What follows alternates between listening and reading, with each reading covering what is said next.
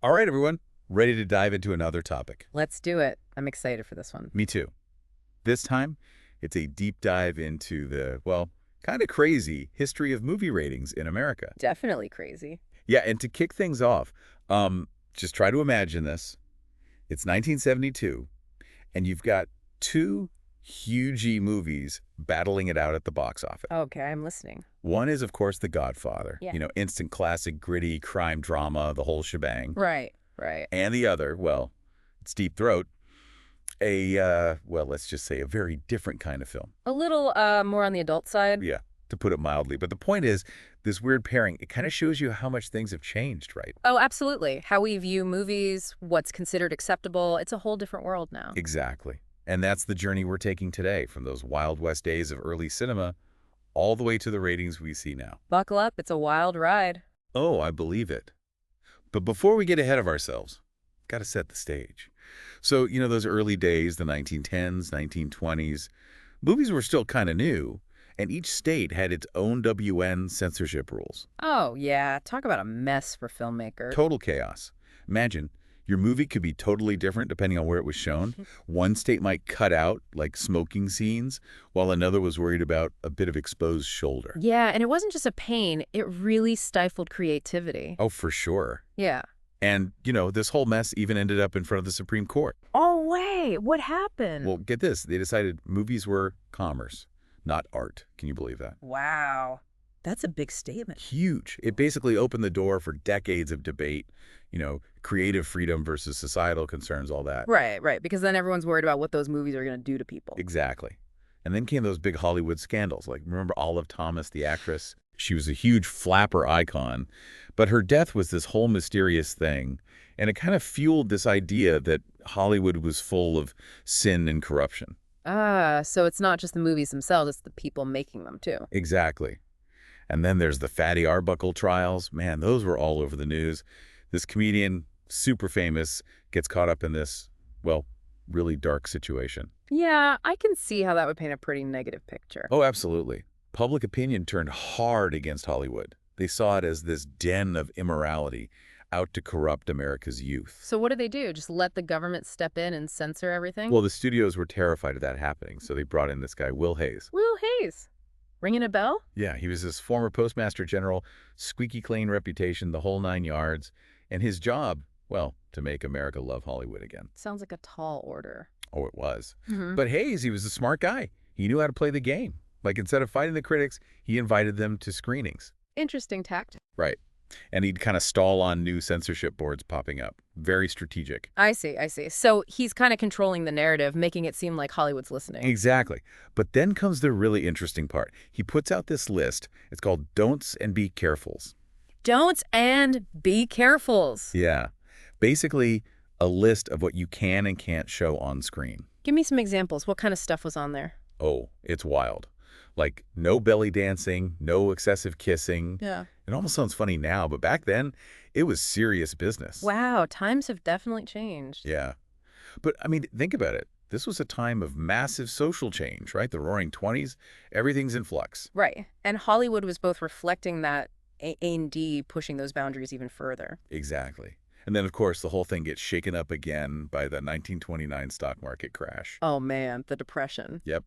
Studios were desperate to sell tickets, so they kind of threw caution to the wind. This is when you get the pre-code era, movies like Babyface, which was pretty scandalous for the time. I can see how that would rattle some cages. Oh, it did.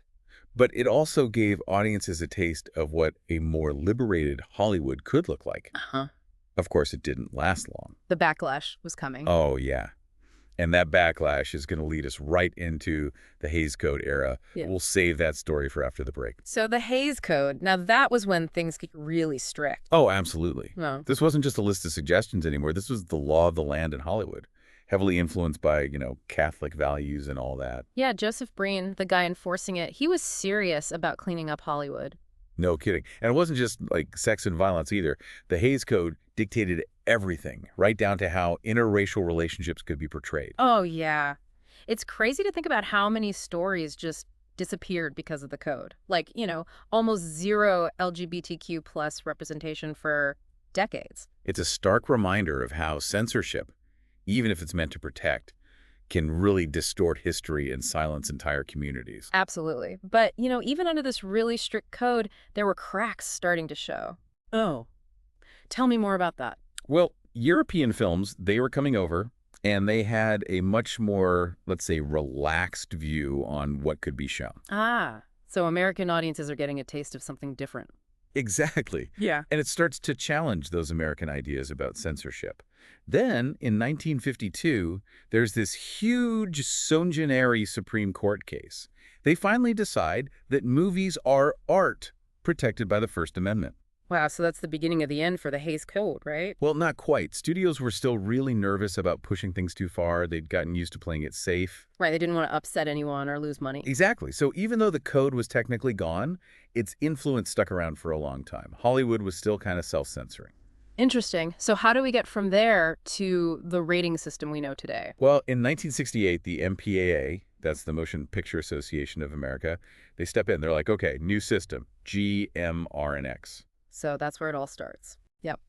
The idea was to give parents more info, more control over what their kids were watching. But, even with good intentions, things got messy. Oh, I bet. Tell me about the X rating. Didn't that cause some problems? Big problems. See, X was supposed to be for, adult content, but the porn industry kind of took it over. So suddenly, a movie meant for adults but not porn gets lumped in with, well, that. Exactly. It was a total mess for studios. They were avoiding the X rating like the plague, even if their films were totally legitimate. I can see how that would create some tension. Like, where do you draw the line? Right. And then you've got Spielberg coming in, shaking things up even more. Oh, yes. Spielberg. He's the reason we have PG-13, right? You got it. Indiana Jones and the Temple of Doom, Gremlins, those were both rated PG when they came out, and parents were not happy. Way too intense for little kids. Yeah, I remember those movies. Pretty intense stuff. So Spielberg basically forces the MPAA's hand. Pretty much. They realized they needed a rating between PG and R, something to capture that middle ground. And bam, PG-13 is born. It's amazing how one person can have such a big impact, huh? Oh, totally. But even with PG-13, the X rating was still a problem, so they tried again, this time with NC-17. Right. The idea was to separate those serious artistic films from the left highbrow stuff. Exactly. But it didn't really work. Studios were still terrified of that NC-17 rating. Showgirls, right. That was kind of the nail in the coffin. Yeah, it was supposed to be this big, edgy release, but it bombed. And that pretty much cemented Hollywood's fear of NC-17. So it becomes this self-fulfilling prophecy. NC-17 equals box office poison. Yep. And to this day, it's still a struggle for movies with that rating to get seen. It makes you wonder, is the rating system really helping? Or is it just creating more problems than it solves? That's a big question. I mean, are we really protecting anyone, or are we just limiting what kinds of stories get told? And it's not just about, sex and violence either. It's about how we view relationships, how we talk about those adult themes. Right. Like, we're supposedly more open now than ever, but movies still seem kind of scared to deal with those topics in a real way. It's like there's this fear that showing certain relationships or certain kinds of intimacy will be, I don't know, misinterpreted or something. Yeah, like it's somehow dangerous to portray adults just being adults, which is kind of ironic, don't you think? Totally. And the rating system, that whole lack of transparency, it just adds to the problem. Filmmakers are left guessing what's okay and what's not. So they end up playing it safe, which means we get fewer and fewer movies about, the complexities of real life. And that's a shame because those are the stories that can really resonate with people, Yeah. The ones that make us think, make us feel. Exactly. And it's not like we need to go back to the Hays Code days, but there's got to be a better way. A system that's more transparent, more nuanced, that allows for a wider range of stories to be told. Well, on that note, I think it's time to take another quick break. But when we come back, we'll explore some of those alternative approaches and see if there's a way to create a more balanced and, honest system for rating movies. All right, so we've talked about the problems, but is there a solution? Do we even need a rating system? That's the million-dollar question, isn't it? I mean, it's tricky. There are good arguments on both sides. Right, on the one hand, it does help parents, gives them a heads up about what their kids are watching. Yeah, and it kind of protects filmmakers too, right? Keeps the government from stepping in and censoring everything. Plus, let's be real, ratings are part of how movies are marketed. People use them to decide what they want to see. Exactly. But then again, we've seen how the system can be, abused. Oh, totally. It can stifle creativity, And it can reinforce those outdated ideas about what's acceptable. And the lack of transparency. Forget about it. Filmmakers are basically playing roulette, trying to guess what'll get them slapped with a restrictive rating. So it's like, are we protecting people or just limiting what we get to see? It's tough. It really is. How do you balance protecting kids with letting artists do their thing? Right.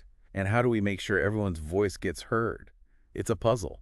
Big time. Maybe instead of just blocking stuff, we could give people more, like, context? What do you mean? Well, imagine if instead of just a letter, you got a breakdown of why a movie got that rating. Like, what specifically made them decide it was PG-13 or whatever.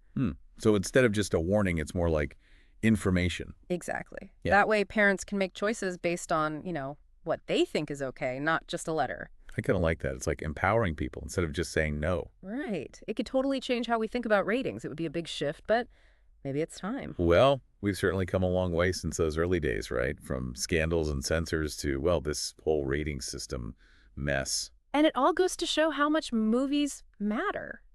They reflect who we are, what we're worried about, what we want to see in the world. It's like a history of our anxieties, Yeah. all played out on the big screen. But hey, maybe that's what makes it so fascinating. Totally. So, to everyone listening, think about this. If you could design a rating system, what would it look like? What info would you want to know? Yeah, let us know. We'd love to hear your thoughts. And in the meantime, next time you see those little letters pop up before a movie, remember all the history behind them. It's a whole lot more complicated and a lot more interesting than it seems. Well, on that note, that's a wrap for this deep dive into movie ratings. Thanks for joining us, and until next time, keep exploring those big questions.